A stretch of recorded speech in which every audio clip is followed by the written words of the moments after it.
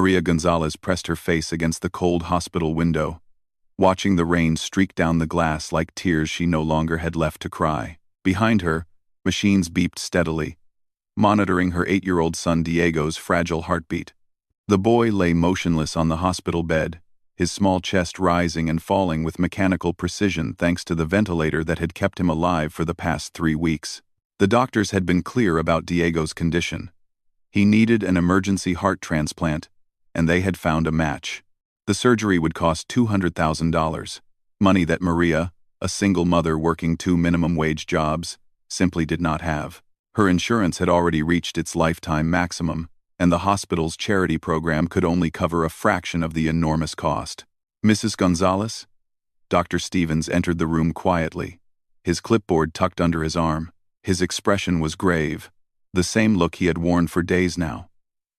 "We need to discuss Diego's situation again." Quote, Maria turned from the window, her hands trembling as she gripped the plastic chair beside her son's bed. "How much time do we have?" "The donor heart will only remain viable for another 48 hours, Doctor," Stevens said softly. "After that, we'll have to give it to the next patient on the list." "I'm sorry. But without the payment guarantee, the hospital board won't approve the surgery." 2 days. Maria's world crumbled a little more. She had already sold everything she owned, borrowed money from relatives who barely had enough themselves, and even started a crowdfunding campaign that had raised less than $10,000. She was a maid at the Grand Metropolitan Hotel downtown and worked evenings at a local diner. But even working 18 hours a day, she couldn't earn enough money fast enough to save her son's life. "Please," she whispered, reaching out to touch Dr. Stevens' arm. "There has to be something. Some program. Some option. He's just a little boy." Dr. Stevens looked at Diego's peaceful face, then back at Maria. "I've already spoken to every foundation and charity I know. I'm trying, Mrs. Gonzalez, but the hospital's hands are tied. Without payment, they can't authorize a surgery this expensive." After the doctor left, Maria collapsed into the chair beside Diego's bed. She took his small, cold hand in hers and spoke to him in Spanish, telling him stories about the beautiful beach town in Mexico where she had grown up, where her own mother used to take her to collect seashells and watch the sunset paint the sky in brilliant colors. "Mijo," she whispered, using her pet name for him. "Mama is going to find a way. I promise you. We're going to get you that new heart." But as the hours ticked by, Maria's desperation grew. She had exhausted every legitimate option. The hospital social worker had given her a list of potential resources, but each phone call ended the same way, with polite expressions of sympathy and explanations of why they couldn't help. The bureaucracy moved too slowly. The requirements were too stringent, or the funds were simply not available. That evening, Maria walked through the affluent Riverside district on her way to catch the bus home. The neighborhood was a stark contrast to her small apartment in the city's east side. Here, mansion-sized homes sat behind perfectly manicured lawns, and luxury cars lined the driveways. She had cleaned houses in this area before, through the hotel's private service division, and she knew that the amount of money she desperately needed was probably sitting in these people's checking accounts like pocket change. As she walked past Wellington Preparatory Academy, one of the city's most exclusive private schools, she noticed a group of teenagers gathered around an extraordinary motorcycle. It was sleek and silver, with chrome details that gleamed even under the streetlights. The bike looked like it cost more than Maria made in 2 years. "That's Marcus Wellington's new Ducati," one of the teenagers was saying. "His dad bought it for his 16th birthday last month. $90,000. Can you believe it?" Maria stopped walking. $90,000. For a motorcycle. For a 16-year-old boy, who probably had everything he could ever want. The number echoed in her head as she stared at the magnificent machine. She thought about Diego, lying in that hospital bed with tubes and wires keeping him alive. She thought about the ticking clock and the donor heart that would go to someone else if she couldn't come up with the money. She thought about all the rich families she had cleaned up after, who spent more on a single dinner than she earned in a month. The teenagers eventually dispersed, heading into the school for some evening event. Maria found herself standing alone beside the motorcycle, her reflection distorted in its polished surface. She had never stolen anything in her life. She was an honest woman who worked hard and followed the rules. But her son was dying, and the rules weren't helping her save him. Maria pulled out her phone and called her cousin Roberto, who ran a small auto repair shop on the other side of town. "Roberto, I need a favor," she said when he answered. "A big favor. And I need you to not ask questions." "Maria, you sound strange. What's wrong? Can you sell a motorcycle quickly? Like, within 24 hours? There was a pause. "What kind of motorcycle?" "An expensive one. A Ducati." Roberto was quiet for a long moment. He knew about Diego's condition. The whole extended family had been trying to help however they could. "Maria, whatever you're thinking of doing, my son is dying, Roberto. I have less than 2 days to save his life, and I've tried everything else." "How expensive are we talking?" "Maybe 90,000. Roberto whistled low. "That's serious money. But Maria, if you get caught, if I don't do something, Diego dies. Will you help me or not?" "You know I will. But be careful, Prima. Be very careful." After hanging up, Maria stood beside the motorcycle for another hour, wrestling with her conscience. She had always taught Diego to be honest, to respect other people's property, to work hard for what he wanted. What kind of mother was she, if she became a thief to save him? But what kind of mother would she be if she let him die when she could do something to prevent it? Maria looked around the empty street. The school's security cameras were focused on the building entrances, not the parking areas. Most of the wealthy families in this neighborhood relied on the area's reputation and police presence, rather than elaborate security systems for their personal property. She walked closer to the motorcycle, her heart pounding so hard she could hear it in her ears. Up close, she could see every detail of the expensive machine. The leather seat was butter-soft, and the dashboard displayed more technology than her car had ever possessed. As a teenager in Mexico, Maria's brother had taught her to ride motorcycles. It had been 15 years since she had been on one, but she remembered the basics. She also remembered watching her brother hotwire their neighbor's old dirt bike when they lost the key. Maria pulled out her phone and searched for motorcycle hotwiring tutorials. Her hands shook as she scrolled through the instructions, memorizing the steps. This was insane. She was a 34-year-old mother planning to steal a motorcycle from a child. But every time she started to walk away, she thought about Diego's face, about the doctors saying there was no more time, about the donor heart that was waiting. The street remained empty. Maria made her decision. She approached the motorcycle and knelt beside it, her fingers fumbling with the ignition panel. The tutorial had made it look simple, but her hands were shaking so badly she could barely follow the steps. After what felt like hours but was probably only minutes, she heard the engine purr to life. Maria straddled the motorcycle, feeling its power beneath her. For a moment, she sat there in the darkness, knowing that starting the engine was one thing but actually driving away would make her a criminal. She thought about her own mother, who had died when Maria was 25, leaving her alone in a foreign country with big dreams and few resources. Her mother had always said that desperate times called for measures that good people never wanted to take. "Forgive me," Maria whispered into the night, though she wasn't sure if she was asking forgiveness from God, from the motorcycle's real owner, or from herself. She twisted the throttle and pulled away from the curb, the motorcycle's engine humming smoothly beneath her. As she rode through the empty streets toward Roberto's shop, tears streamed down her face. She was no longer the honest, hard-working woman she had always been. But maybe, if this worked, she would still be Diego's mother. The motorcycle felt different from the old bikes she had ridden in Mexico. It was heavier, more powerful, and far more sophisticated. But muscle memory kicked in, and soon she was navigating the late-night traffic with growing confidence. Every mile that passed between her and the Wellington Preparatory Academy felt like another step away from the person she used to be. Roberto's auto shop was located in an industrial area where few questions were asked and fewer answers were expected. As Maria pulled into the darkened garage, she saw her cousin's silhouette waiting for her. His expression was unreadable in the dim light. "Jesus, Maria," Roberto said, circling the motorcycle with wide eyes. "This is not some kid's weekend ride. This is a serious machine. You know who owns this? Some rich kid named Marcus Wellington. Roberto's face went pale. Wellington? As in Wellington Industries? As in Richard Wellington, the billionaire who owns half the buildings downtown? Maria felt her stomach drop. She had known the motorcycle belonged to someone wealthy, but she hadn't realized just how wealthy. Does it matter? It matters because Richard Wellington is not the kind of man you want to cross.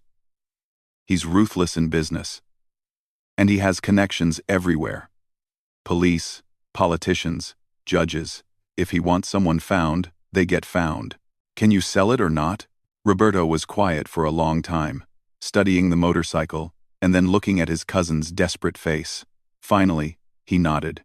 I have contacts who can move high-end bikes without asking too many questions. But it'll take at least 24 hours to set up, and they'll want a big cut, maybe 40%. That still leaves $60,000. It's not enough for the full surgery, but it's something. Maybe the hospital will work with me. If I can show them, I have most of the money. And if you get caught, if they trace this back to you? Maria thought about Diego's face. About the machines keeping him alive. About the donor heart that wouldn't wait much longer. Then, I get caught. But at least I tried. Roberto shook his head but walked over to embrace his cousin. You're either the bravest woman I know, or the craziest. Maybe both. As Roberto began making phone calls to his contacts, Maria sat in the corner of the garage and called the hospital. Dr. Stevens was working late, as he often did. Mrs. Gonzalez, how are you holding up? Doctor, if I could get $60,000 by tomorrow evening, would that be enough for the hospital to approve Diego's surgery? There was a long pause. $60,000 would cover about a third of the cost. The board might be willing to work with you if you could demonstrate a plan for paying the rest. But, what if I told you I was expecting a large insurance settlement next week? The lie came easier than Maria had expected. Well, if you could provide documentation of that settlement, and if the insurance company could guarantee payment. It's possible. But Mrs. Gonzalez, are you sure about this insurance money? Because if it falls through, it won't fall through, Maria said with a conviction she didn't feel. I'll have the money. After hanging up, Maria realized that stealing the motorcycle was only the first step in an increasingly complex web of lies and crimes she was constructing. She would need to forge insurance documents, create a fake settlement letter, and somehow convince the hospital that money would be coming when she had no idea if Roberto could even sell the motorcycle successfully. But Diego was still breathing, and that meant there was still hope. Maria spent that night at the hospital, holding her son's hand and telling him about her plan in whispered Spanish. She left out the parts about stealing and lying, focusing instead on the possibility that he might get his new heart after all. The doctors found a way to help us, Mijo, she said, smoothing his dark hair away from his forehead. Mama found a way to get the money. Diego's eyes fluttered open briefly, and for a moment Maria thought he might be waking up. But then his breathing returned to the steady rhythm dictated by the ventilator, and she realized it had just been a reflex. As dawn broke over the city, Maria watched the sunrise through the hospital window and wondered what kind of person she was becoming. Yesterday, she had been an honest woman with an impossible problem. Today, she was a thief and a liar with a slim chance of saving her son's life. She thought about Marcus Wellington, the 16-year-old boy whose motorcycle she had stolen. She wondered if he was awake yet, if he had discovered his bike missing, if he was angry or just inconvenienced. She tried to tell herself that rich kids like him probably had everything handed to them, that one motorcycle wouldn't make a real difference in his life the way it would in Diego's. But deep down, she knew she was trying to justify the unjustifiable. She had taken something that didn't belong to her, and no amount of desperation could make that right. At 8 o'clock, Roberto called. The buyer wants to see the bike in person before committing. Can you meet us at the warehouse on 5th Street at noon? I'll be there, Maria said, though her stomach churned at the thought of going deeper into the criminal world she had entered. As she prepared to leave the hospital for her meeting with Roberto's contact, Maria took one last look at Diego. His small body seemed even frailer than usual, dwarfed by the massive machines surrounding his bed. She kissed his forehead gently. "Hold on, baby boy," she whispered. "Mama's going to save you, whatever it takes." The words echoed in her mind as she walked through the hospital corridors toward an uncertain future. She had crossed a line she never thought she would cross, and there was no going back now. The only way forward was through the increasingly dangerous path she had chosen, hoping that love and desperation would be enough to guide her son back to life. Outside, the morning sun shone brightly on a world that looked exactly the same as it had the day before. But for Maria Gonzalez, everything had changed. She was no longer just a mother fighting for her child's life. She was a woman who had discovered just how far she was willing to go to save the person she loved most in the world. Richard Wellington stood in his son Marcus's bedroom doorway, watching the 16-year-old pace frantically while talking on his phone with the police. The boy's face was red with anger and frustration, gesticulating wildly as he described his stolen motorcycle to the officer on the other end of the line. "I don't care how many stolen vehicle reports you get per day," Marcus was saying, his voice rising. "This isn't just any motorcycle. It's a limited edition Ducati Panigale V4 SP2, worth $90,000. My father is Richard Wellington of Wellington Industries, and we expect this to be treated as a priority." Richard frowned slightly. He had bought the motorcycle for Marcus's birthday because the boy had begged for it, but he was beginning to wonder if spoiling his son had been a mistake. Marcus's entitled attitude and expectation that his father's wealth and influence should solve every problem was becoming increasingly troubling. "Did you leave it unlocked?" Richard asked when Marcus finished his call. "Of course not," Marcus snapped. "I always lock it. Someone must have hotwired it or something. Dad, you have to call Commissioner Hayes and make sure they put every available detective on this case." Richard walked to the window overlooking the circular driveway where Marcus usually parked his motorcycle. The security system hadn't recorded anything unusual, which suggested the theft had happened away from their estate. "Where exactly did you park it yesterday?" "At school, in the usual spot. We had that college prep seminar that ran until 9 o'clock, remember? When I came out, it was gone." Richard nodded thoughtfully. Wellington Preparatory Academy was located in one of the city's safest neighborhoods, and motorcycle thefts were practically unheard of there. This wasn't some random crime of opportunity. Someone had specifically targeted Marcus's bike. "I'll make some calls," Richard said.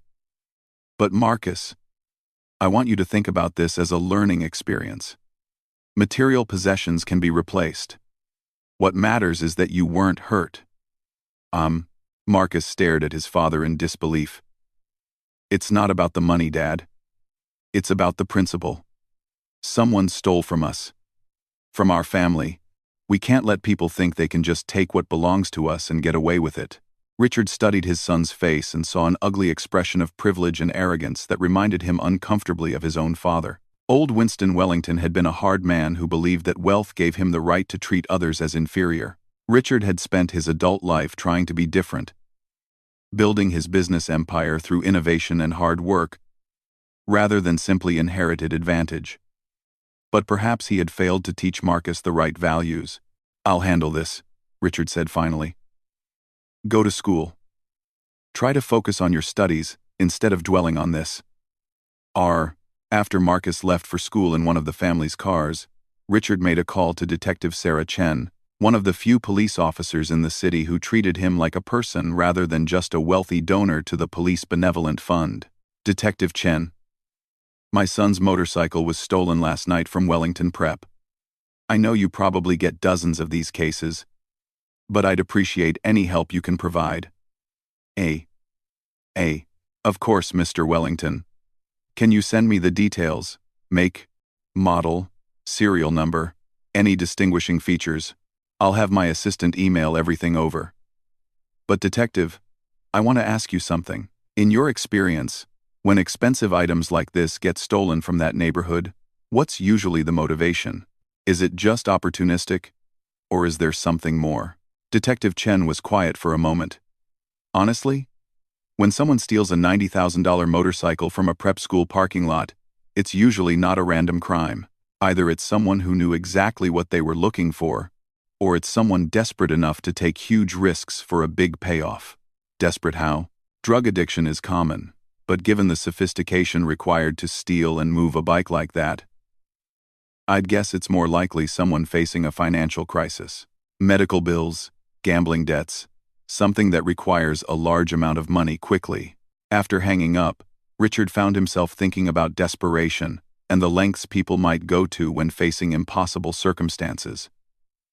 He had been fortunate to be born into wealth, and despite his efforts to earn his success rather than simply inherit it, he had never faced true desperation. The closest he had come was during the early days of building Wellington Industries, when he had risked everything on a series of real estate developments that could have bankrupted his family if they had failed. But that had been calculated risk, not desperation. He had always known that even if he lost everything, his father's connections and remaining wealth would provide a safety net. The person who stole Marcus's motorcycle probably had no such safety net. Richard spent the morning at his downtown office, but found himself unable to concentrate on the quarterly reports and acquisition proposals that usually commanded his complete attention. Instead, he kept thinking about Detective Chen's words about desperation and what could drive someone to take such a risk. Around noon, Detective Chen called back. "Mr. Wellington, we've had a development in your case. We received a tip about a high-end motorcycle being offered for sale through some less than legitimate channels. We're following up on it now. Do you have any information about who took it?" "Not yet, but we're hoping to have answers soon. I'll keep you updated." Richard decided to drive to the police station himself, rather than waiting for another phone call. As one of the city's largest taxpayers and political donors, he had access that ordinary citizens didn't, and he wanted to understand exactly what was happening with his son's motorcycle. Detective Chen met him in her small, cluttered office overlooking the precinct parking lot. She was a small, intense woman in her 40s who had earned Richard's respect during a previous investigation involving break-ins at several Wellington properties. "We've been tracking the motorcycle through informants in the stolen vehicle market," she explained, pulling up files on her computer. "It appears someone contacted Roberto Vasquez, who runs an auto repair shop on the east side. Vasquez is known to have connections to buyers who don't ask too many questions about provenance. Have you arrested him? We're being careful about how we approach this. Vasquez is small-time, and we use him as an informant sometimes. If we go in too hard, we might lose a valuable source of information about larger operations. Plus, we think he might just be helping someone out rather than running the theft himself." "What do you mean, helping someone out?" Detective Chen pulled up another file. "Roberto Vasquez has a cousin named Maria Gonzalez. Single mother. Works 2 jobs. No criminal record. But here's the interesting part. Her 8-year-old son Diego is currently in the ICU at Metropolitan General Hospital, waiting for a heart transplant." Richard felt something cold settle in his stomach. Heart transplant?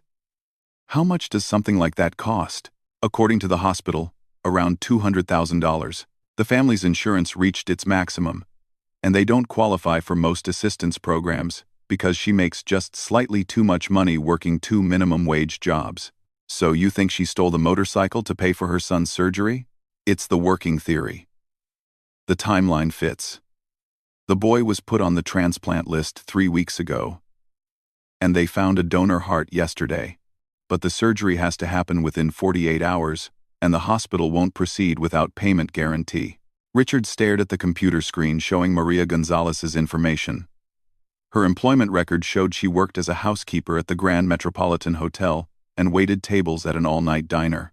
Even working 18 hours a day, she probably earned less in a year than Marcus spent on clothes and entertainment in a month. What happens to the boy if she can't pay for the surgery? The heart goes to the next patient on the list. Children's heart transplants. The waiting list is long. And donor matches are rare. This might be his only chance. Richard was quiet for a long time, processing this information. Somewhere across the city, a mother was willing to become a criminal to save her dying child's life. She had risked everything: her freedom, her reputation, her other son, if she had one, to steal from his family because she had no other options. "Detective, I want to speak with her." "Mr. Wellington, I understand you're upset about the theft, But we need to handle this through proper channels. If you confront her directly, I'm not planning to confront her. I want to understand the situation better before deciding how to proceed. Detective Chen studied his face carefully. This is highly irregular, and potentially dangerous if she becomes desperate. Where is she now? Probably at the hospital with her son. But Mr. Wellington, I really don't recommend. Give me the hospital room number. Richard left the police station without waiting for Detective Chen's further objections. As he drove toward Metropolitan General Hospital, he tried to imagine what Maria Gonzalez was going through. He thought about Marcus and how he would feel if his son was dying and he was powerless to save him. But Richard had never been powerless. He had never faced a situation where his wealth and influence couldn't solve the problem. He had written checks to hospitals and medical foundations, attended charity galas, and felt good about his contributions to healthcare causes. But those had been abstract gestures, tax-deductible donations that made him feel generous without requiring real sacrifice. This was different. This was personal and immediate and desperate. Metropolitan General Hospital was a sprawling complex that served the city's lower-income neighborhoods. The pediatric ICU was on the 7th floor. And Richard felt increasingly uncomfortable as he rode the elevator up. He was wearing a $2,000 suit and driving a car worth more than most of these families made in several years. He didn't belong here. Room 734 was at the end of a long hallway lined with vending machines and uncomfortable-looking chairs where family members kept vigil. Through the small window in the door, Richard could see a small boy connected to numerous machines, and beside his bed, a woman who matched the photo from Maria Gonzalez's employment file. Maria was holding her son's hand and speaking to him softly in Spanish. Even from the hallway, Richard could see the exhaustion and grief etched into her face. She looked like she hadn't slept in days, and her clothes, a hospital volunteer uniform she must have borrowed, hung loosely on her thin frame.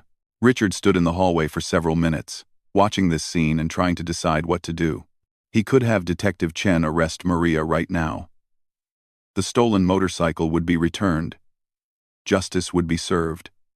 And his son would learn that actions have consequences. But the boy in that hospital bed would die.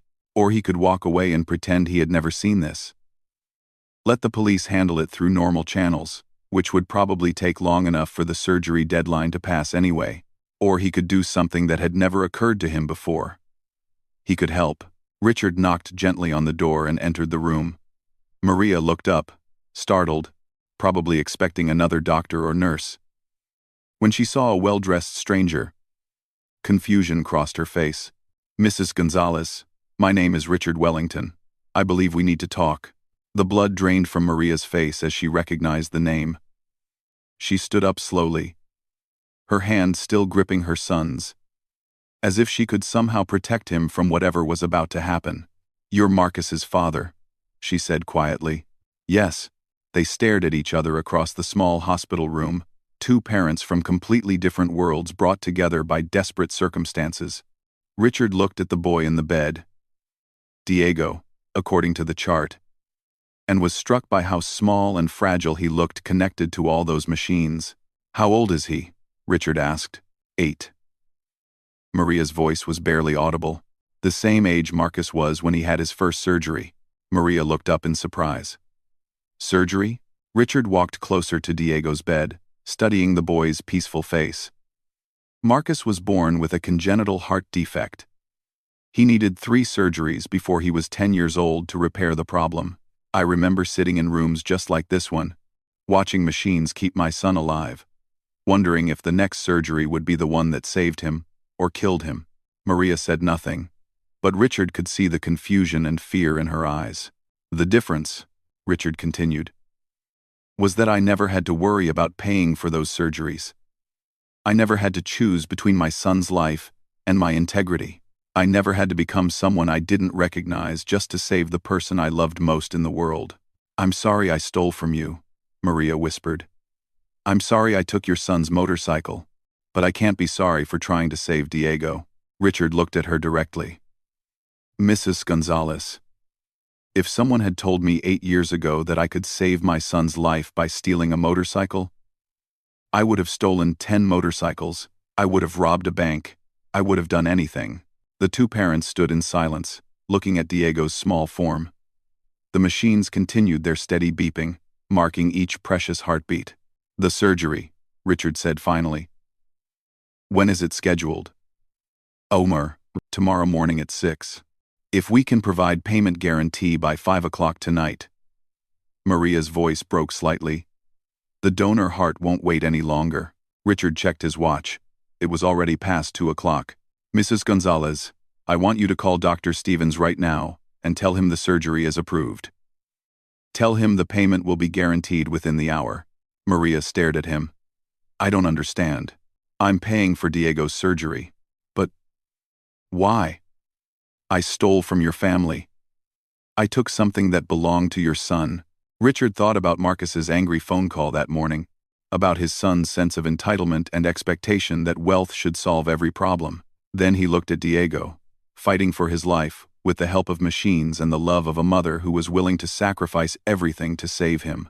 "Because 8 years ago, I was where you are now," Richard said, terrified that I might lose my son. "The only difference is that I had money and you don't. That difference shouldn't determine whether a child lives or dies." Maria began crying, finally allowing herself to believe that her son might actually survive.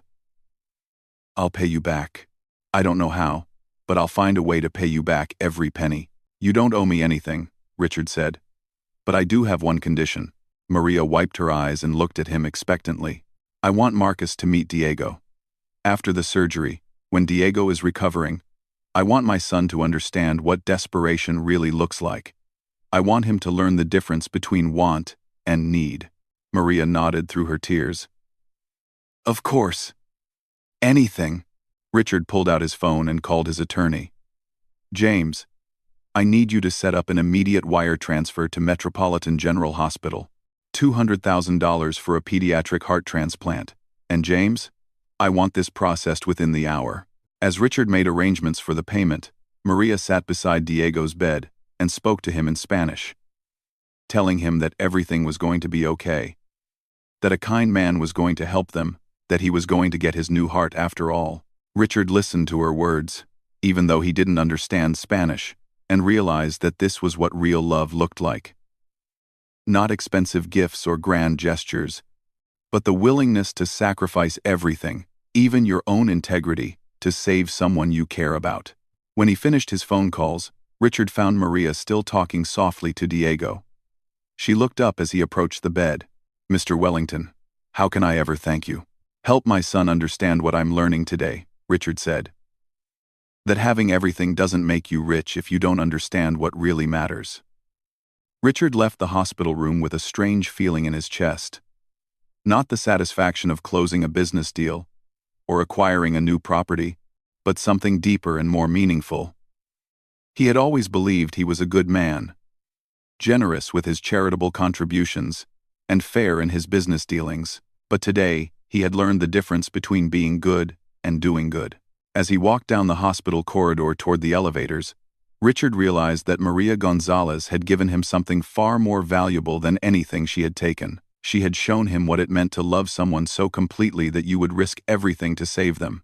And in saving Diego, Richard had perhaps saved something in himself and his son that he hadn't even realized was at risk. 6 months later, Maria Gonzalez watched Diego race across the playground at Lincoln Elementary School, his laughter mixing with that of his classmates as they played tag during recess.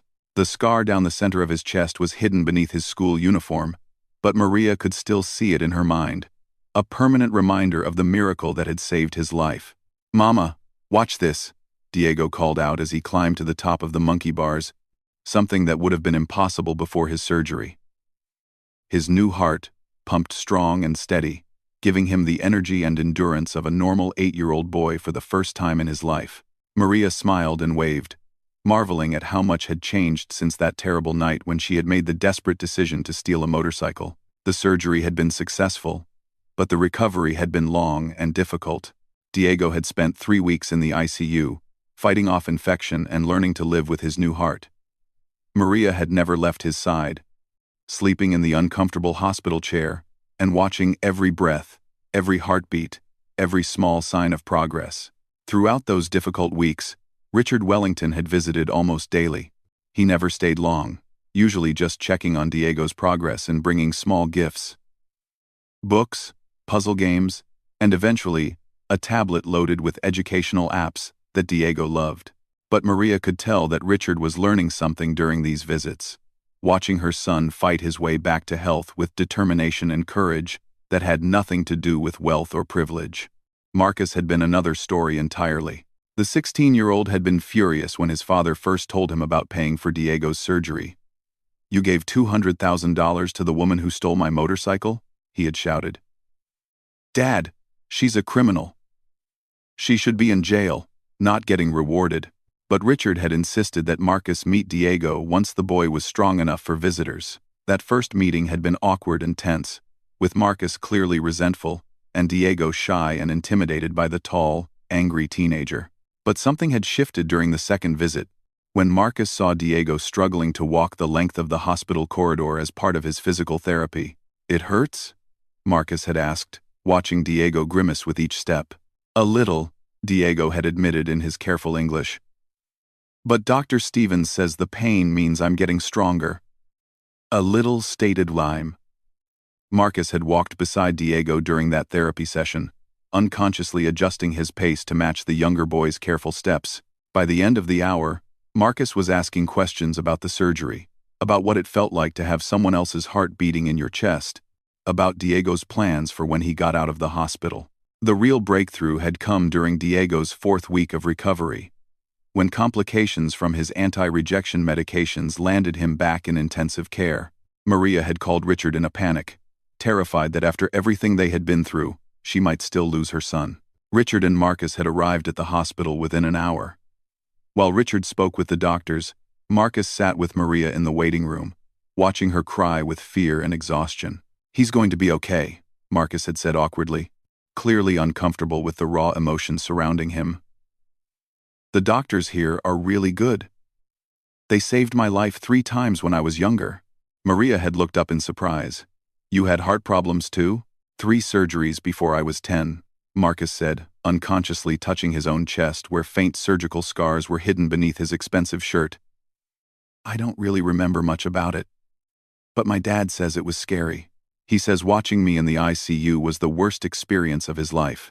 It was the first time Marcus had spoken to Maria with something approaching kindness, and she realized that beneath his anger and entitlement was a boy who understood, at least partially, what Diego was going through. Diego had recovered from that setback, as Dr. Stevens had predicted. But the crisis had changed something fundamental in the relationship between the two families. Marcus began visiting regularly, not just out of obligation to his father, but because he had developed a genuine fondness for the brave little boy who faced each day with optimism, despite everything he had endured. Now, as Maria watched Diego play with his classmates, she reflected on all the ways their lives had changed. The most obvious change was Diego's health. The pale, listless child, who had spent months connected to machines, was now a normal, energetic 8-year-old who played soccer and rode his bicycle and dreamed of becoming a doctor like Dr. Stevens. But the changes went far deeper than Diego's physical recovery. Maria's relationship with Roberto had improved dramatically once she no longer needed to hide her criminal activities from him. She had confessed everything to her cousin, including Richard Wellington's incredible generosity, and Roberto had helped her return Marcus's motorcycle with a sincere apology and an offer to pay for any damage caused during the theft. More surprisingly, Richard had offered Maria a new job, not out of charity, he had been careful to explain, but because he had been impressed by her work ethic and integrity in everything except the desperate situation that had led to the theft. Maria now worked as the head of housekeeping services for Wellington Industries' corporate offices, a position that came with excellent health insurance, a substantial salary increase, and the respect of her colleagues. "It's not charity," Richard had explained when offering her the position. "You're the hardest working person I've ever met, and you have management experience from coordinating cleaning crews at the hotel. This is a business decision." But Maria knew it was more than that. Richard was trying to ensure that she would never again face the kind of desperation that had driven her to steal his son's motorcycle. The most unexpected change, however, was the friendship that had developed between Diego and Marcus.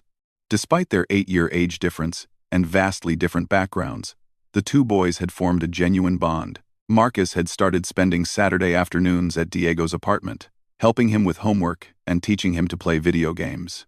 In return, Diego had taught Marcus basic Spanish and introduced him to Maria's extended family, giving the privileged teenager his first real experience with people who worked hard for everything they had.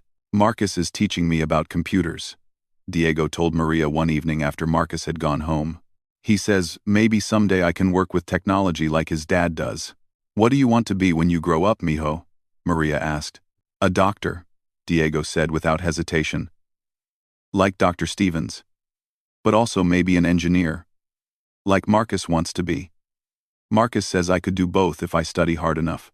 Maria smiled at her son's ambitious dreams.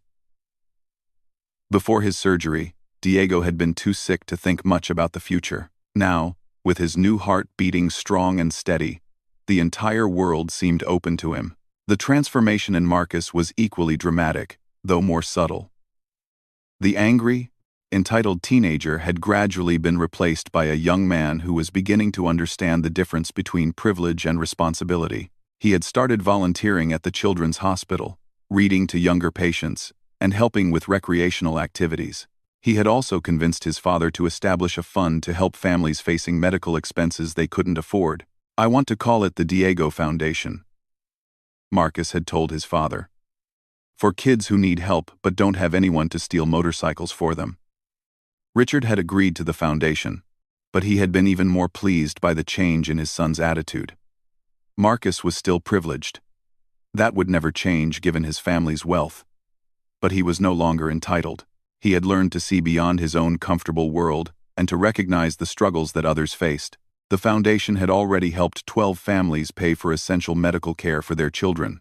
Maria served on the selection committee, using her experience with the city's social services system to identify families who needed help but didn't qualify for traditional assistance programs. 1 year after Diego's surgery, the families gathered for a celebration dinner at the Wellington estate. It was a far cry from the modest apartment where Maria and Diego lived. But Maria no longer felt intimidated by the wealth surrounding her. She had earned her place in this family's life through love and sacrifice, and she belonged here as much as anyone. Diego and Marcus sat together at the dinner table, deep in conversation about a science project they were working on together for Marcus's advanced biology class. Watching them, Maria marveled at how easily they had bridged the gap between their different worlds. "They look like brothers," Richard observed, following Maria's gaze. "Diego has never had a brother," Maria said. "Marcus has been good for him. They've been good for each other." Richard nodded, thinking about how much his son had changed since meeting Diego. "I've been wondering about something," he said to Maria. "That night when you took the motorcycle, when you made the decision to risk everything to save Diego, were you afraid?" Maria considered the question carefully. "I was terrified," she said finally. "Not of getting caught, but of what it meant about me as a person. I had always taught Diego to be honest, to work hard, to respect other people. Taking your son's motorcycle meant becoming someone I had never been before. Do you regret it?" "How can I regret something that saved my son's life?" Maria replied. "But I regret that it was necessary. I regret that we live in a world where a mother has to choose between her integrity and her child's life." Richard was quiet for a moment, watching Diego laugh at something Marcus had said. "I've been thinking about starting a new division of Wellington Industries," he said. "Medical advocacy and assistance. Help families navigate insurance systems. Connect them with resources. Provide emergency funding for situations like yours. Would you be interested in running something like that?"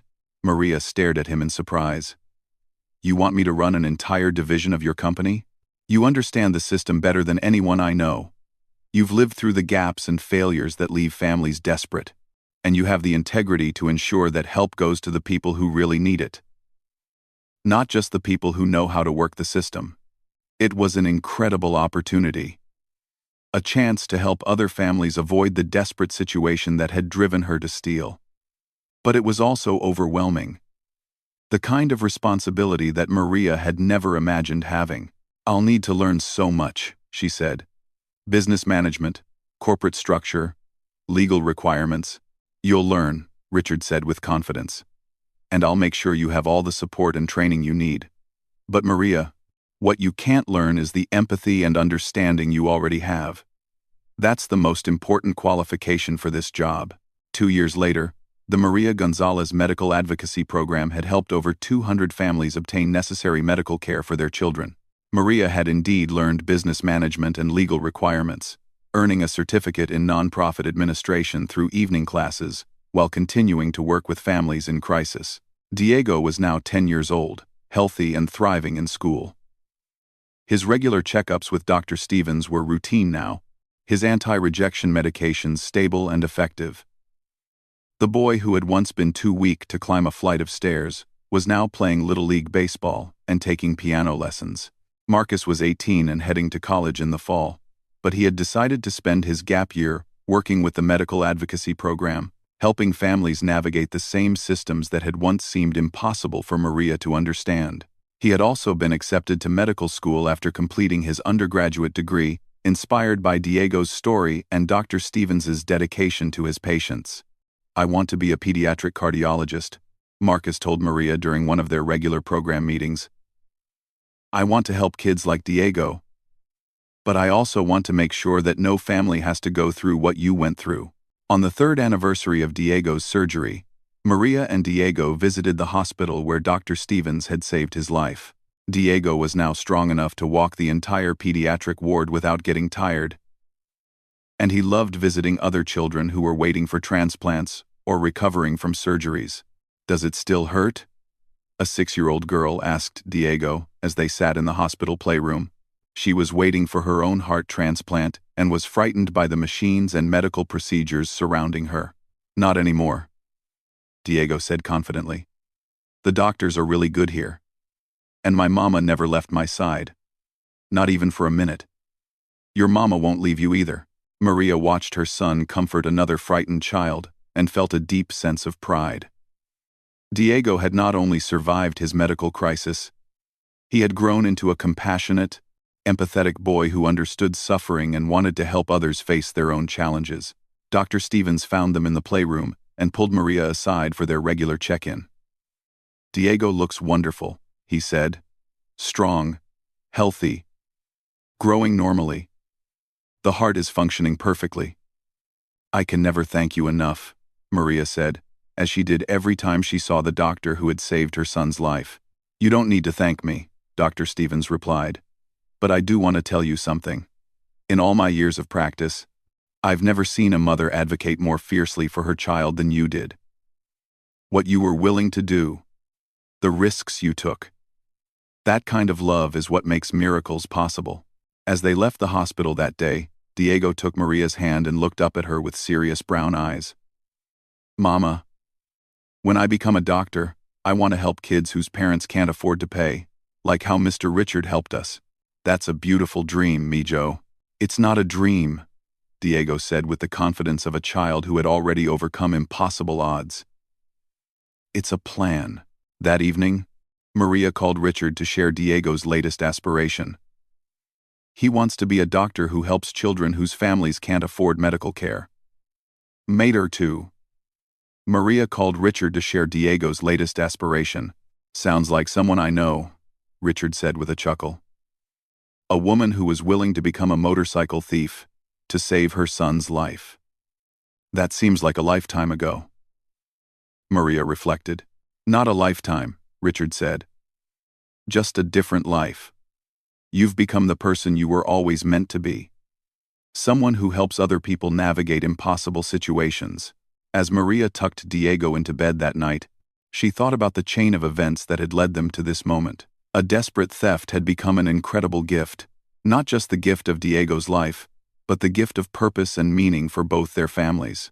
Mama, Diego said sleepily, do you think I'll see the person whose heart I have? In heaven someday? Maria smoothed his hair and kissed his forehead. I think you carry a piece of their spirit with you every day, Mijo. Every time you're kind to someone, every time you help another person, you're honoring their gift to you. Diego smiled and closed his eyes, his hand resting over his chest where another child's heart beat strong and steady, giving him not just life, but the chance to make that life meaningful. Outside, the city continued its endless rhythm of hope and struggle, triumph and desperation. But in this moment, in this room, there was only love and gratitude, and the quiet miracle of a stolen motorcycle that had become the foundation for something far more valuable than anyone could have imagined.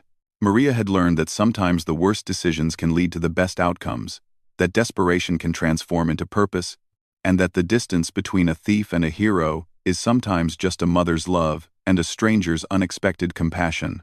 Diego's new heart had given him life, but it had given all of them something equally precious: the understanding that the most important things in life can never be stolen, only shared.